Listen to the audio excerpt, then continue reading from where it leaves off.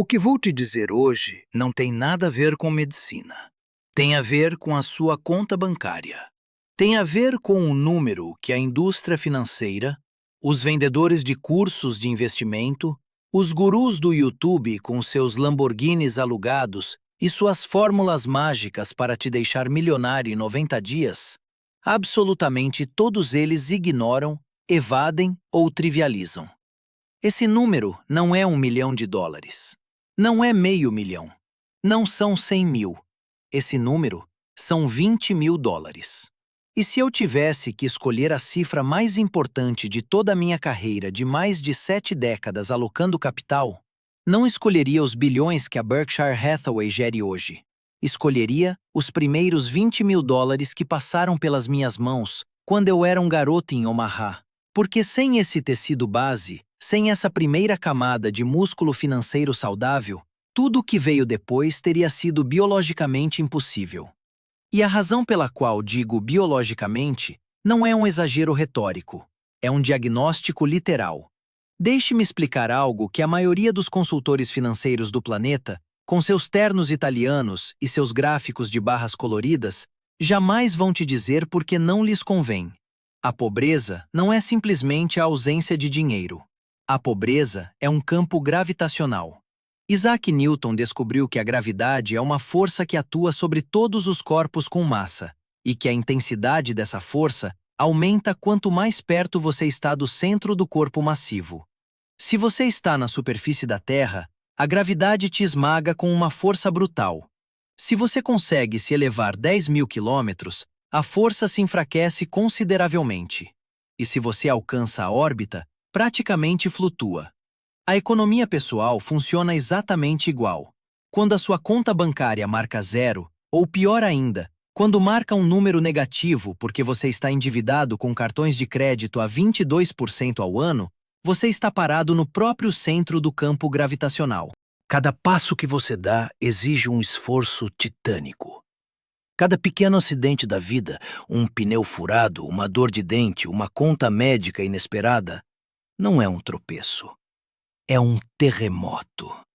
É uma força que te empurra para baixo com uma violência que os ricos simplesmente não conseguem compreender porque nunca a experimentaram por dentro. Passei décadas observando esse fenômeno. Não da Torre de Marfim de um economista teórico, mas das trincheiras da realidade americana. Quando era jovem, entregava jornais em Omaha. Conhecia cada família da minha rota. Sabia quem pagava em dia e quem me pedia para voltar na semana seguinte. E o que aprendi naquelas ruas, muito antes de ler Benjamin Graham, muito antes de conhecer Charlie Munger, foi que o dinheiro não se comporta da mesma maneira para todos. Para uma família com economias, um gasto inesperado de US$ 500 é um aborrecimento administrativo. Para uma família sem economias, esses mesmos US$ 500 são o primeiro dominó de uma cascata que pode terminar em um despejo, em uma falência, em um divórcio provocado pelo estresse financeiro. O custo de ser pobre neste sistema é obscenamente mais alto do que o custo de ser rico. E isso não é um acidente, é uma arquitetura. Os bancos te cobram taxas de manutenção quando seu saldo cai abaixo de um mínimo. Pense na perversidade dessa lógica. Cobram-te dinheiro por não ter dinheiro suficiente. É como cobrar de um homem que está se afogando pela água que ele engole. Os credores de dia de pagamento, payday lenders, aquelas lojas com letreiros de neon que proliferam nos bairros de classe trabalhadora como cogumelos após a chuva, cobram taxas de juros anualizadas que ultrapassam os 300%. Se um banco de investimento de Wall Street oferecesse essas taxas aos seus clientes institucionais, seria fechado e seus diretores seriam presos. Mas quando se aplica à classe trabalhadora, chama-se serviço financeiro. Os proprietários de imóveis te cobram multas por pagamentos atrasados, multas que se acumulam com juros, criando um ciclo de retroalimentação negativa do qual é quase impossível escapar sem uma injeção externa de capital. E aqui está o detalhe mais cruel de todo o mecanismo. Quando você não tem dinheiro, compra sapatos baratos. Esses sapatos se destroem em 6 meses. Você compra outro par. Em 1 ano, você gastou mais em sapatos baratos do que teria gasto em um único par de sapatos de qualidade que teria durado 5 anos. Isso se aplica a tudo: à comida, aos eletrodomésticos, aos automóveis, à moradia. A pobreza é cara. A pobreza é o imposto mais regressivo que existe, e ninguém votou nele em congresso algum. Charlie Munger, meu sócio por mais de 6 décadas, um homem cuja capacidade para destilar a complexidade do universo em uma única frase afiada como uma navalha não tem paralelo na história das finanças, disse uma vez algo que as pessoas citam muito, mas entendem pouco. Ele disse que os primeiros $100.000 são os mais difíceis. E ele tinha razão. Mas eu quero ir mais fundo. Quero descer à raiz dessa dificuldade. Porque se os primeiros 100.000 são os mais difíceis, os primeiros 20.000 são diretamente uma guerra de sobrevivência. São a diferença entre estar vivo financeiramente e estar em coma induzido pelo sistema. E a razão é esta. Até que você tenha esses $20.000 líquidos, acessíveis, intocáveis, guardados em uma conta que você não vai olhar para se tentar, nenhuma estratégia de investimento do mundo pode te salvar. Zero. Nenhuma. Não me importa se você descobrir a próxima Apple quando estiver cotada a $2. Não me importa se você tem o algoritmo de trading mais sofisticado do planeta. Se o seu capital base é de $100, um retorno de 100% te dá outros $100. Isso não paga nem a metade da sua conta de luz. Os juros compostos, essa força que Albert Einstein supostamente chamou de a 8ª maravilha do mundo, precisa de massa crítica para operar. Sem massa crítica, é como tentar iniciar um incêndio florestal com um único fósforo molhado no meio de uma tempestade de neve. O fósforo se apaga antes de tocar o primeiro galho. Mas aqui vem o que eu realmente quero que você entenda, porque isso não se trata de matemática. A matemática é a parte fácil. Qualquer planilha pode te mostrar a curva dos juros compostos. O que nenhuma planilha pode te mostrar é o efeito que a ausência de capital tem na sua biologia, no seu cérebro, na sua capacidade de tomar decisões racionais, na sua dignidade como ser humano.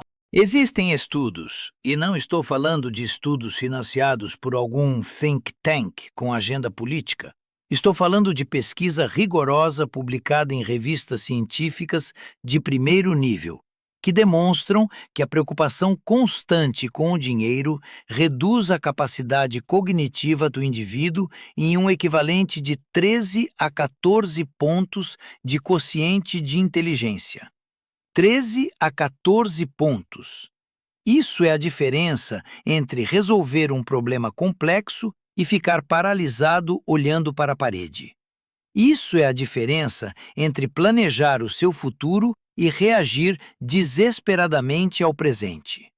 O seu cérebro tem uma largura de banda finita. É como um processador de computador. Se 80% desse processador está ocupado executando o programa do pânico, o programa de como vou pagar o aluguel, o programa do que acontece se me demitirem, o programa daquela conta médica que escondi na gaveta porque morro de medo de abrir, então só te resta 20% para todo o resto. Para ser criativo, para ser estratégico, para ser paciente, para tomar decisões de investimento racionais, para ser um bom pai, uma boa mãe, um bom marido, uma boa esposa. A pobreza não te rouba apenas o dinheiro, Ela rouba o seu cérebro. Rouba a versão de si mesmo que você poderia ter sido. E isso me leva ao conceito mais poderoso que quero introduzir hoje.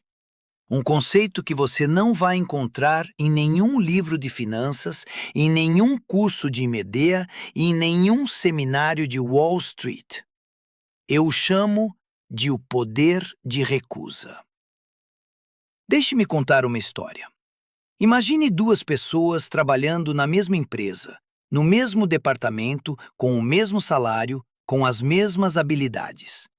Vamos chamá-los por nomes simples. O primeiro não tem um centavo economizado. Talvez até tenha $3.000 de dívida em cartões de crédito. O segundo tem $20.000 em uma conta poupança em que não toca. Numa sexta-feira à tarde, o chefe entra no escritório e faz uma exigência que cruza uma linha. Talvez exija que trabalhem o fim de semana inteiro sem remuneração adicional. Talvez peça que falsifiquem um relatório. Talvez os pressione a vender um produto que sabem ser defeituoso e que vai prejudicar os clientes. O que quer que seja. A exigência é ilegítima, imoral ou simplesmente abusiva. Observe o que acontece dentro do cérebro do primeiro indivíduo, aquele que não tem economias. A sua amígdala, a parte do cérebro responsável pelo medo, é ativada como um alarme de incêndio. O cortisol inunda a sua corrente sanguínea. A sua frequência cardíaca dispara. E não porque ele seja covarde, não porque careça de princípios, mas porque o seu cérebro fez um cálculo instantâneo e inconsciente. Se eu disser não, sou demitido. Se sou demitido, não posso pagar o aluguel. Se não pago o aluguel, sou despejado. Se sou despejado, minha família fica na rua. Em uma fração de segundo, o seu cérebro percorreu toda a cadeia causal desde a desobediência até a catástrofe. E o resultado é previsível. Abaixa a cabeça, aperta os dentes e diz com uma voz que mal reconhece como sua: "Sim, chefe, sem problema." Nesse momento, essa pessoa não tomou uma decisão. Foi coagida por sua própria fragilidade financeira. O seu empregador não precisa ameaçá-lo explicitamente. Não precisa gritar nem intimidar. A ameaça está implícita na própria estrutura da relação. O empregador sabe, embora talvez nunca o articule conscientemente, que esse trabalhador não pode ir embora. E essa certeza é a fonte de todo o poder naquela sala. Agora observe o segundo indivíduo, aquele que tem $20.000. A mesma situação, o mesmo chefe, a mesma exigência abusiva. Mas dentro do seu cérebro, o cálculo é radicalmente diferente. A sua amígdala é ativada, claro, porque ele é humano. Mas o sinal de alarme é interceptado pelo córtex pré-frontal, a parte do cérebro responsável pelo raciocínio estratégico.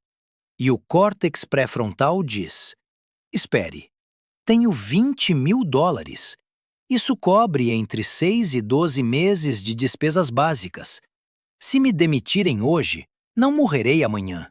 Tenho tempo, tenho margem, tenho oxigênio. E esse cálculo muda tudo. Esse indivíduo pode olhar o chefe nos olhos e dizer, com calma, sem hostilidade, sem drama: não, não acho que isso seja o correto. Ou pode dizer: vou pensar no assunto e te dou minha resposta na segunda-feira. Ou, no caso mais extremo, pode dizer: se essas são as condições, prefiro buscar outra oportunidade. E levantar-se da cadeira e caminhar em direção à porta. Isso é o poder de recusa. Não é arrogância, não é rebeldia adolescente, não é um luxo burguês. É a capacidade estrutural de exercer a sua agência como ser humano em um sistema que é projetado para anulá-la. E essa capacidade não provém do seu caráter, nem da sua educação, nem da sua linhagem familiar. Provém de um número em uma conta bancária: $20.000. Essa é a armadura. Esse é o muro que separa um cidadão livre de um subordinado cativo. Já vão pessoas brilhantes, pessoas com mais talento no dedo mindinho do que muitos diretores executivos da Fortune 500 em todo o corpo, desperdiçarem décadas de suas vidas fazendo trabalhos que detestavam, para chefes que desprezavam, vendendo produtos nos quais não acreditavam, simplesmente porque não tinham a liquidez suficiente para dizer a palavra mais poderosa do idioma: não. E agora vem a parte que me causa uma indignação fria, calculada, a mesma indignação que sinto quando vejo um cassino anunciar as suas probabilidades em letras miúdas que ninguém lê. Porque o sistema tem um mecanismo de defesa contra os trabalhadores que, contra todas as probabilidades, conseguem acumular esses $20.000. Eu o chamo de o grande filtro. E funciona assim. Imagine que você passou 2 anos, talvez 3, vivendo com uma austeridade monástica. Você cozinhou em casa quando seus amigos iam a restaurantes. Disse não a viagens, a gadgets, a roupas de marca. Suportou as piadas do seu círculo social que te chama de pão duro, chato, obsessivo. Você andou a pé quando podia ter pego um táxi. Resistiu à tentação de cada anúncio desenhado pelos melhores psicólogos do planeta para penetrar as suas defesas emocionais e te convencer de que você merece gastar. E, finalmente, após uma disciplina que teria impressionado um espartano, você olha para sua conta e vê esse número: $20.000. Nesse instante preciso, o seu cérebro gera uma reação química poderosíssima. É a psicologia da compensação. O seu cérebro diz: você conseguiu, você merece, agora se recompense. E nesse momento vulnerável, o sistema apresenta a sua armadilha mais elegante. O seu carro velho quebra pela enésima vez. E lá está ele, brilhando sob as luzes da concessionária, um SUV novo. O vendedor, treinado nas artes da persuasão comportamental, te mostra as parcelas mensais, não o preço total. A entrada é, que coincidência, exatamente o que você tem economizado. O seu cérebro, embriagado pela dopamina da recompensa antecipada, racionaliza a decisão. Te diz que você precisa dele para ir ao trabalho. Te diz que é um investimento na sua imagem profissional. Te diz que você fez por merecer. E você assina. E no momento em que a tinta toca o papel, você cometeu o equivalente financeiro de matar a galinha dos ovos de ouro. Você transformou um ativo líquido, a sua armadura, o seu poder de recusa, a sua passagem de saída do poço gravitacional, em um passivo que se deprecia 20% no momento em que sai da concessionária e que te acorrenta a parcelas mensais por 5 ou 7 anos. Você devolveu voluntariamente a sua liberdade ao sistema. E amanhã, quando o chefe fizer outra exigência abusiva, você voltará a baixar a cabeça, porque agora você não precisa apenas do salário para viver. Precisa dele para pagar as parcelas de um carro que vale menos a cada mês que passa. Isso não é um acidente. Não é uma falha de mercado. É o design. A cultura de consumo de massa é o mecanismo de reciclagem pelo qual o sistema recupera a mais-valia que o trabalhador conseguiu reter. Cada anúncio publicitário, cada influencer mostrando seu estilo de vida artificialmente inflado, cada pressão social para ostentar símbolos de status é um tentáculo do sistema se estendendo para recuperar esses $20.000 que escaparam temporariamente das suas mãos. E a ironia mais amarga de todas é que a pressão não vem apenas de cima. Vem também dos lados, da sua própria classe, dos seus próprios amigos e familiares.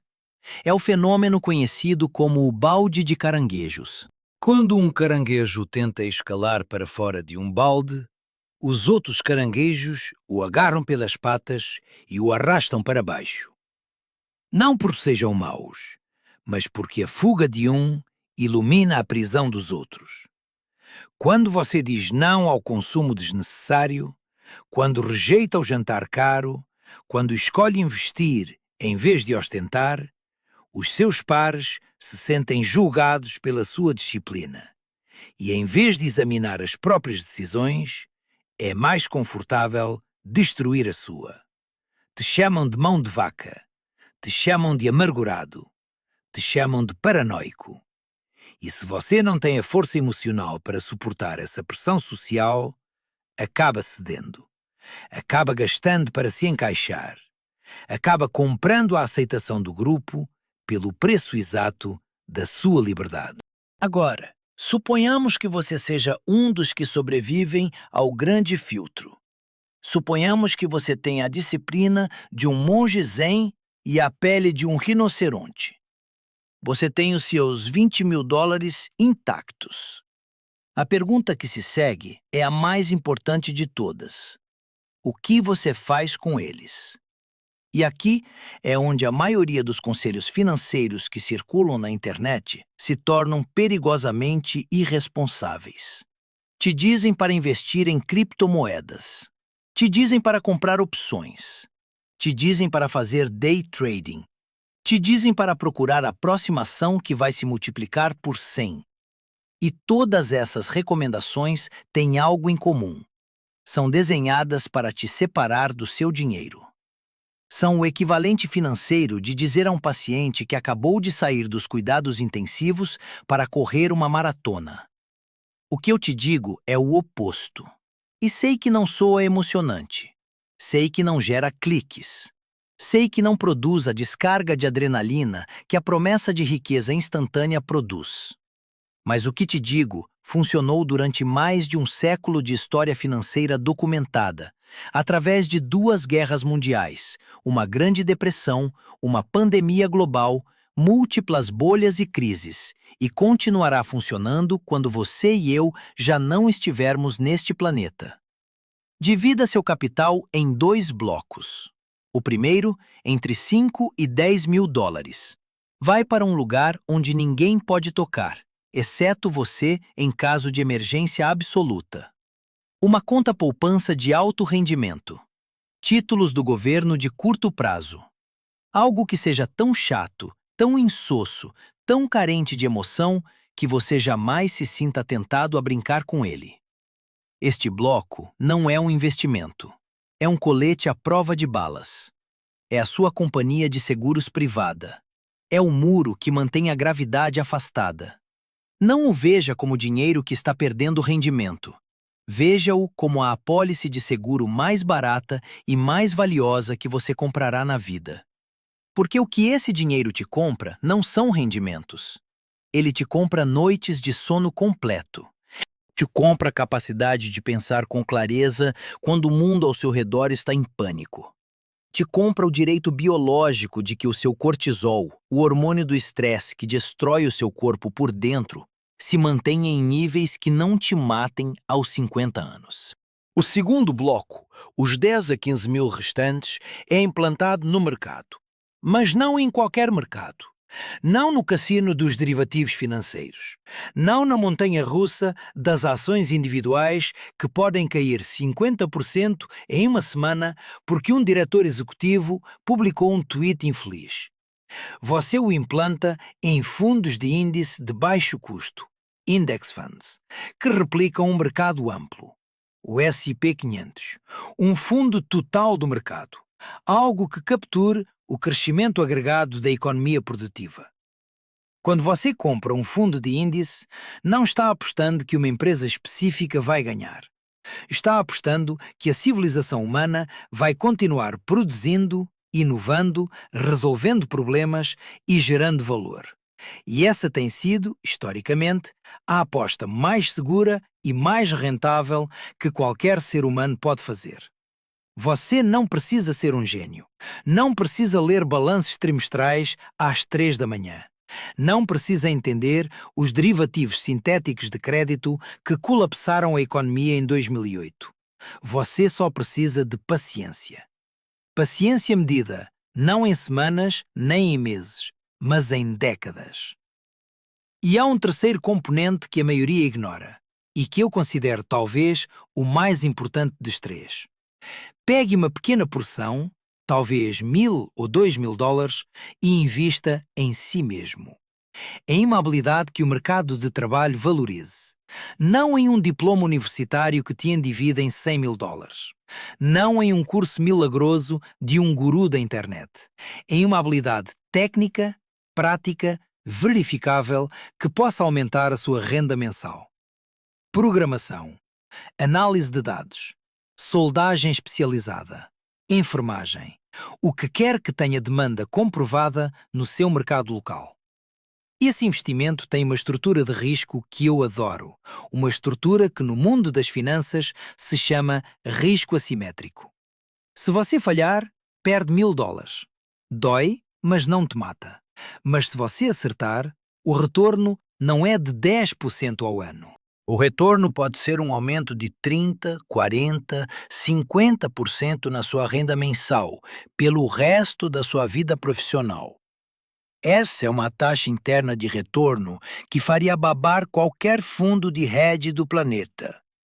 E você só pode aceitá-la quando tem a almofada de segurança que te permite absorver o fracasso sem cair na miséria. Agora deixe-me dar a lista do que você não deve fazer sob nenhuma circunstância. E quando digo nenhuma circunstância, digo com a mesma severidade com que um cirurgião te diz para não tirar os pontos sozinho. Primeiro, não use alavancagem.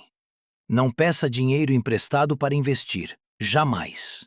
A alavancagem é uma ferramenta desenhada para profissionais com décadas de experiência e colchões de capital de milhões de dólares. Nas mãos de um indivíduo que está construindo seus primeiros 20.000, a alavancagem é uma arma carregada apontada para o próprio pé. O mercado pode permanecer irracional por mais tempo do que você pode permanecer solvente. Essa frase não fui eu quem inventou, mas a vi se confirmar tantas vezes ao longo da minha vida que eu poderia tatuá-la no antebraço.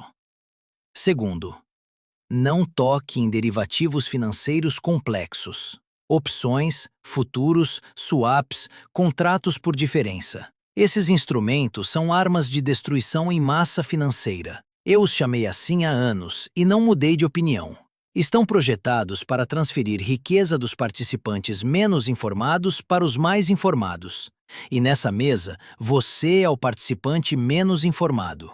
Não importa quantos vídeos do YouTube você tem assistido sobre estratégias de opções. O dealer sempre tem vantagem. Sempre. Terceiro, e esta é a que gera mais controvérsia. Não compre uma casa nesta fase. Eu sei que isso contradiz décadas de sabedoria convencional. Sei que sua mãe, seu pai, seu avô, seu tio, seu vizinho e seu cabeleireiro te disseram que o melhor investimento é comprar uma propriedade. Mas vamos analisar os números friamente. Se você tem 20.000 dólares e os usa como entrada para uma hipoteca, você acabou de transformar o seu capital líquido, o seu colete à prova de balas, o seu poder de recusa, no pagamento inicial de uma dívida que vai te acorrentar durante 25 ou 30 anos. O seu fluxo de caixa mensal fica comprimido sob o peso da parcela da hipoteca, dos impostos sobre a propriedade, do seguro residencial, da manutenção, das reparações. Você acabou de perder toda a sua flexibilidade. Acabou de se tornar não o proprietário de uma casa, mas um escravo voluntário de um banco que te emprestou dinheiro há 30 anos. Se o seu chefe te maltrata, você já não pode renunciar. Se surge uma oportunidade de trabalho melhor em outra cidade, você não pode se mudar. Se o mercado imobiliário cai, você está preso a um ativo ilíquido que vale menos do que você deve. A casa pode ser um excelente ativo em fases posteriores da sua vida financeira, quando seu fluxo de caixa for robusto e o seu capital de reserva for várias vezes superior à entrada. Mas na fase de velocidade de escape, comprar uma casa é como amarrar uma âncora no foguete bem na hora em que ele está tentando decolar. Quero terminar esta primeira parte com algo que você não vai encontrar em nenhum livro de finanças, em nenhum relatório trimestral, em nenhuma análise de mercado. Quero te falar do dividendo invisível. O dividendo que não aparece em nenhuma demonstração de resultados, mas que é, de longe, o mais valioso que você jamais receberá. Refiro-me à queda do seu cortisol. O cortisol é o hormônio do estresse. O seu corpo o produz quando percebe uma ameaça, e quando você vive sem colchão financeiro, o seu corpo percebe uma ameaça constante, não intermitente, constante. 24 horas por dia, 7 dias por semana, 365 dias por ano. O seu sistema nervoso está permanentemente ativado no modo de luta ou fuga. E isso tem consequências devastadoras que a ciência documentou com uma precisão arrepiante. O cortisol crônico destrói o seu sono. O sono deteriorado destrói o seu sistema imunológico. O sistema imunológico enfraquecido abre a porta para doenças cardiovasculares, diabetes, depressão clínica, declínio cognitivo acelerado. O estresse financeiro crônico não é um aborrecimento psicológico, é uma doença sistêmica que encurta a sua vida. Quando você constrói esse muro de $20.000, algo profundo muda na sua biologia. Não da noite para o dia, não com fanfarras nem fogos de artifício. É uma mudança silenciosa, subterrânea, quase imperceptível no início. Mas uma manhã você acorda e percebe que respirou um pouco mais fundo, que a mandíbula não estava apertada como um torno quando você abriu os olhos, que o primeiro pensamento do dia não foi uma conta, mas uma possibilidade, que você pode olhar o telefone sem o terror de encontrar uma notificação bancária com um saldo negativo, que você pode sentar para jantar com a sua família e estar presente, realmente presente, porque o seu cérebro não está rodando em segundo plano o programa infinito do pânico econômico. Essa transformação não tem preço. Nenhum rendimento na bolsa, nenhum dividendo trimestral, nenhum ganho de capital pode competir com o retorno sobre o investimento de dormir em paz. A relação entre um ser humano e o dinheiro atravessa uma metamorfose fundamental no momento em que cruza esse limiar. Antes dos $20.000, o dinheiro é o mestre. Dita onde você mora, para quem você trabalha, quanto abuso você tolera, quais sonhos você abandona, que versão mutilada de si mesmo você apresenta ao mundo todas as manhãs. Depois dos $20.000, a relação se inverte. O dinheiro se torna uma ferramenta, um servo, um soldado que trabalha para você enquanto você dorme. E essa inversão da relação de poder não é uma mudança quantitativa, é uma mudança qualitativa. É a diferença entre ser um peão no tabuleiro de outra pessoa e começar a mover as suas próprias peças. Não estou-te prometendo riqueza. Não estou-te vendendo o sonho americano embalado em uma caixa de papelão com um laço dourado. Estou-te dizendo algo muito mais modesto, muito mais real e muito mais urgente. Estou-te dizendo que existe um ponto de inflexão matemático, biológico e psicológico e que esse ponto se encontra em um número que a maioria das pessoas desconsidera como insignificante. $20.000. Esse número é a diferença entre ser arrastado pela correnteza e começar a nadar. Entre ser o caranguejo que os outros arrastam para baixo e ser aquele que finalmente sai do balde. Entre viver em um estado de emergência perpétua e começar, pela primeira vez na vida, a jogar o jogo nos seus próprios termos. A gravidade continua aí. Sempre estará aí. Mas uma vez que você gera empuxo suficiente para atravessar a atmosfera mais densa, uma vez que o foguete cruza essa zona de resistência máxima, algo mágico acontece. O ar se torna rarefeito. O atrito se reduz. E cada grama de combustível que você queima, a partir desse momento, te leva exponencialmente mais longe do que todos os galões que você queimou lutando contra a superfície. Essa é a promessa dos juros compostos. Essa é a promessa da acumulação paciente. Essa é a promessa que ninguém te faz, porque não há comissão a ser cobrada por te dizer a verdade. Mas antes de chegar lá, antes que a curva exponencial comece a se curvar a seu favor, você tem que sobreviver ao desbridamento.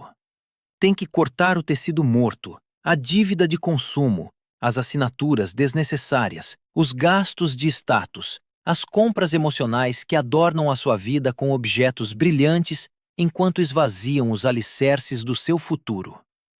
Você tem que aceitar que a fase de acumulação inicial não é glamourosa. Não gera curtidas nem admiração. É um trabalho sujo, silencioso, solitário, ingrato. É caminhar por um túnel escuro durante meses, talvez anos, sem ver a luz no final. Mas a luz existe. E quando você chega até ela, quando finalmente cruza esse limiar e olha para trás, para o poço de onde você saiu, entende com uma clareza cristalina que cada sacrifício, cada jantar em casa, cada não dito à tentação, foi o melhor investimento que você fez em toda a sua vida. Não o mais rentável em termos percentuais, o mais rentável em termos humanos. O desbridamento terminou. O tecido morto foi removido. Agora começa a reconstrução. E na próxima parte, vamos falar exatamente de como se constrói, passo a passo, mês a mês, dólar a dólar, a arquitetura dessa fortaleza financeira que transformará a sua relação com o dinheiro, com o trabalho, com o medo e com o seu próprio potencial. Porque se há algo que aprendi em mais de 70 anos sentado nesta mesa em Omaha, é que a riqueza não se constrói fazendo coisas espetaculares. Constrói-se fazendo coisas ordinárias com uma consistência extraordinária. E isso, meu caro amigo, é exatamente o que vamos detalhar. Há um experimento mental que me persegue desde que eu tinha 26 anos e comprei minha primeira casa em Omaha por $31.500. É um experimento que nunca compartilhei publicamente em assembleias de acionistas nem em entrevistas de TV, porque exige um tipo de honestidade que não cabe num segmento de 3 minutos entre comerciais de seguros e pílulas para azia. O experimento é este. Imagine que você pudesse voltar no tempo e ficar de frente para si mesmo no dia em que a sua conta bancária marcava exatamente 0. Imagine que você pudesse olhar nos próprios olhos naquele momento de máxima fragilidade, quando o aluguel estava atrasado, quando a geladeira tinha mais gelo do que comida, quando o telefone tocava e você não atendia porque sabia que era um cobrador. Imagine que você pudesse sussurrar algo a essa versão anterior de si mesmo. Apenas uma frase. Uma única instrução comprimida no menor número possível de palavras. O que você diria? Eu sei exatamente o que eu lhe diria. Diria, não gaste os primeiros 20 mil. E então, eu iria embora. Sem explicações, sem gráficos, sem equações. Porque aquela versão de mim mesmo, parada no fundo do poço, não precisa de uma palestra de macroeconomia. Precisa de uma âncora. Precisa de um número concreto ao qual se agarrar quando a correnteza o arrastar. Precisa saber que existe uma linha de chegada antes da linha de chegada. Um limiar que, uma vez cruzado, muda as regras do jogo para sempre. E isso é exatamente o que acabei de fazer com você nos últimos minutos. Eu te dei esse número. Te dei a radiografia completa de por que esse número importa mais do que qualquer estratégia sofisticada de investimento, mais do que qualquer ação da moda, mais do que qualquer dica quente de um cunhado que supostamente conhece alguém que trabalha num fundo de hedge. Te mostrei o poço gravitacional e a física que o governa. Te mostrei como o sistema financeiro extrai um imposto invisível da pobreza que mantém milhões de pessoas girando num ciclo que nunca termina. Te mostrei como a sua própria biologia conspira contra você quando você vive sem colchão. Como o cortisol sequestra a sua inteligência, a sua paciência, a sua capacidade de enxergar além da próxima sexta-feira de pagamento. Te mostrei o poder de recusa e como $20 mil líquidos transformam um subordinado cativo num ser humano com agência, com voz, com a capacidade nuclear de pronunciar a palavra não, sem que o mundo desmorone ao seu redor. Te mostrei o grande filtro, essa armadilha dourada que o consumismo arma no momento exato em que você consegue acumular a sua velocidade de escape, projetada com uma precisão cirúrgica para que você devolva voluntariamente a sua liberdade ao sistema em troca de um objeto brilhante que se deprecia no instante em que você o toca. Te mostrei o balde de caranguejos e a pressão social que pune a disciplina, porque a disciplina de um é o espelho incômodo da indulgência de todos. E te dei as instruções táticas. O colete à prova de balas da liquidez intocável. Os soldados dos fundos de índice. O investimento assimétrico no seu próprio capital humano. E a lista negra de tudo o que pode te matar financeiramente antes de você decolar. Mas nada do que eu te disse tem o menor valor se você não entender uma última coisa. A coisa mais importante. A coisa que separa aqueles que realmente cruzam o limiar daqueles que simplesmente acenam com a cabeça, sentem-se momentaneamente inspirados, fecham esta tela e voltam exatamente para a mesma vida que tinham uma hora atrás. A diferença é a execução. Não amanhã, não na segunda-feira, não quando eu me sentir pronto, não quando as condições forem perfeitas, não quando o mercado estiver favorável, não quando me derem um aumento, não quando terminar de pagar esta dívida, não quando passar o verão, não quando as crianças crescerem. Hoje. A execução começa hoje ou não começa nunca. Porque eis o segredo mais obscuro da procrastinação financeira. O tempo é o único recurso do universo que você não pode comprar, não pode negociar, não pode recuperar e não pode armazenar. Cada dia que passa sem que você coloque o primeiro dólar na sua conta de emergência é um dia em que os juros compostos trabalham para outra pessoa. Cada mês que você adia a decisão de cortar um gasto desnecessário é um mês em que a gravidade do poço se fortalece 1 grau a mais. Cada ano que você deixa passar dizendo a si mesmo que começará quando as circunstâncias melhorarem é um ano em que a curva exponencial, que poderia ter trabalhado a seu favor, se achata um pouco mais, até que um dia você olha para trás e descobre que a janela se fechou enquanto você esperava que alguém a abrisse para você. Charlie costumava me dizer algo que me gelava o sangue pela sua simplicidade. Ele dizia: Warren, a grande lição da vida é que o mundo pertence aos que começam antes de se sentirem prontos. E ele tinha razão. Ninguém se sente pronto. Ninguém olha para o seu salário medíocre, para suas dívidas acumuladas, para sua geladeira meio vazia e diz com convicção radiante: este é o momento perfeito para começar a construir a minha fortaleza financeira. O momento perfeito não existe. O que existe é o momento presente. E o momento presente, com todas as suas imperfeições, com todo o seu desconforto, com toda a sua aparente insuficiência, é infinitamente mais poderoso do que qualquer momento futuro imaginário, porque o momento presente é o único em que você pode agir.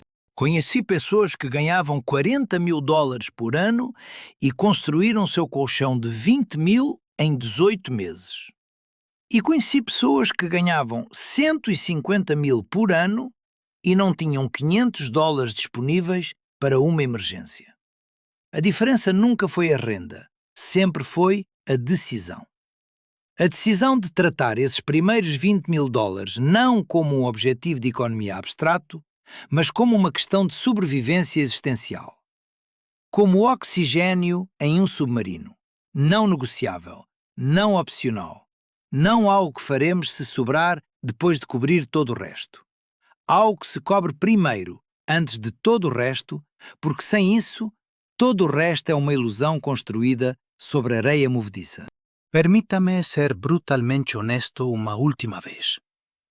O que descrevi hoje não é um caminho para a riqueza, no sentido que a cultura popular entende essa palavra. Você não vai comprar um iate com $20.000. Não vai aparecer na capa da Forbes. Não vai postar fotos na frente de um jato particular. O que você vai conseguir é algo que 99% da população do planeta não tem, e que todos os iates, todas as capas e todos os jatos particulares do mundo não podem replicar. Você vai conseguir soberania sobre a sua própria vida. A soberania de acordar de manhã e saber, não achar, não esperar, Não fantasiar, mas saber com certeza matemática que se hoje tudo desmoronar, se te demitirem, se a economia colapsar, se o céu cair, você tem um paraquedas. E esse paraquedas não te salva apenas da queda, te liberta do medo da queda.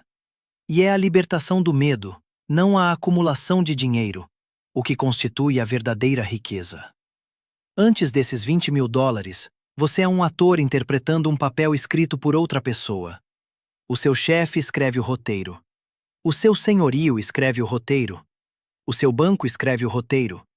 A sua administradora de cartão de crédito escreve o roteiro. Você simplesmente recita as falas e torce para não ser tirado do palco. Depois desses $20.000, pela primeira vez, você pega a caneta. Você não controla a peça inteira. Não controla o clima, nem a economia global, nem as decisões do Banco Central, nem as pandemias, nem as guerras comerciais. Mas você controla o seu próximo movimento. E controlar o seu próximo movimento quando todos ao seu redor estão sendo movidos por forças que não compreendem é a definição mais pura de liberdade que eu conheço. Vivi mais de 9 décadas neste planeta. Vi caírem impérios financeiros que pareciam eternos. Vi fortunas construídas em gerações evaporarem em uma tarde. Vi homens que acreditavam ter tudo descobrirem que não tinham nada porque o que tinham estava construído sobre dívidas e aparências. E vi pessoas humildes, silenciosas, sem qualquer pretensão de grandeza, construírem uma vida de dignidade inabalável simplesmente porque entenderam um princípio que Wall Street não ensina porque não gera comissões. A primeira vitória não é ganhar dinheiro. A primeira vitória é deixar de ser vulnerável. Todo o resto, os investimentos, o crescimento patrimonial, a independência financeira, a aposentadoria tranquila, tudo isso vem depois. Tudo isso é o segundo capítulo do livro. Mas o primeiro capítulo, o capítulo sem o qual nenhum outro capítulo é possível, é blindar a sua existência contra o caos cotidiano com uma reserva de capital que te permita pensar, respirar, decidir e, quando for necessário, recusar. Não peço que você confie em mim. Não peço que me admire. Não peço que repita as minhas decisões, porque as minhas circunstâncias foram únicas e irrepetíveis. O que eu te peço é muito mais simples e muito mais difícil. Peço que confie na aritmética. Os números não mentem. Não têm agenda política. Não vendem cursos. Não cobram comissões. Não te dizem o que você quer ouvir para que se inscreva no canal deles. Os números dizem o que é. E o que é, com uma clareza que não admite debate, é que $20.000 líquidos, protegidos como se fossem o último copo de água num deserto, mudam a equação fundamental da sua vida. Mudam a sua biologia. Mudam a sua psicologia. Mudam a sua posição na estrutura de poder que governa a sua existência diária. E essa mudança, uma vez que acontece, é irreversível. Não porque o dinheiro não possa ser perdido, pode ser perdido, mas porque a mentalidade que foi exigida para construí-lo, a disciplina, a paciência, a resistência à tentação, a capacidade de tolerar a solidão de ir contra a corrente, essa mentalidade, uma vez forjada, já não se pode desforjar. Então esta é a minha instrução final, a única que importa quando os créditos deste vídeo começarem a rolar e a tela ficar preta e o algoritmo te sugerir o próximo vídeo de alguém te prometendo milhões com zero esforço. Esta é a instrução que separa os que assistem dos que agem, os que sonham dos que constroem, os que ficam no poço dos que geram velocidade de escape. Abra o seu aplicativo bancário. Hoje. Não amanhã. Hoje. Crie uma conta separada. Nomeie-a como quiser. Chame de emergência, chame de liberdade, chame de recusa, chame de oxigênio. O nome não importa. O que importa é que você transfira o primeiro dólar. Apenas um. Não 100, não 500. Um. Porque esse primeiro dólar não é um depósito bancário. É uma declaração de guerra. É a primeira molécula de combustível entrando no motor de um foguete que vai demorar meses, talvez anos, para decolar. Mas que uma vez que decole, uma vez que atravesse a zona de resistência máxima, uma vez que quebre a barreira desses 20 mil dólares e entre no espaço aberto onde o atrito desaparece e os juros compostos começam a curvar a trajetória a seu favor, ele vai olhar para trás, para a superfície da qual partiu, e essa superfície vai parecer outro planeta. Um planeta ao qual jamais terá que retornar. O poço gravitacional existe. A física financeira é real. A pressão atmosférica do sistema foi projetada para te manter no chão. Mas os foguetes também são reais. E cada foguete que alcançou a órbita na história da humanidade fez isso da mesma maneira.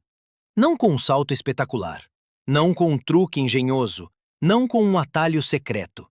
Fez isso com combustão sustentada, constante, implacável, segundo a segundo, grama a grama de combustível, contra a gravidade, contra a resistência, contra tudo que o universo lança em seu caminho para mantê-lo em terra. A combustão não é glamourosa, não sai nas capas. Ninguém filma a fase de ignição porque é barulhenta, caótica e violenta. O que se filma é o momento em que o foguete atravessa as nuvens e entra no silêncio do espaço. Mas sem a combustão não há silêncio. Sem a fase brutal, não há fase serena. Sem os 20 mil, não existem os 100 mil. Sem os 100 mil, não existe o milhão. E sem o primeiro dólar, não existe nada. O jogo está em andamento há décadas. As regras foram escritas antes de você nascer por pessoas que você nunca conhecerá. A mesa, os dados estão viciados. A casa sempre vence. Exceto quando um jogador se levanta da mesa, leva suas fichas e constrói a sua própria mesa. É isso que estou te propondo. Não vencer o jogo de outro. Construir o seu. $1 de cada vez. Um não de cada vez. Uma noite de sono tranquilo de cada vez. Até que um dia você acorde e descubra que já não é um participante na economia do medo. Você é um arquiteto da sua própria economia. E nesse dia, quando chegar, e chegará se você executar com a consistência implacável que este momento exige, nesse dia você entenderá por que um velho sentado em uma mesa em Omaha, cercado por relatórios anuais e latas de Coca-Cola, insistiu durante 90 e tantos anos que a paciência não é uma virtude. É uma vantagem competitiva. A única vantagem que o sistema não pode te tirar, porque não pode ser comprada, não pode ser vendida, não pode ser legislada e não pode ser confiscada. É sua. Sempre foi sua.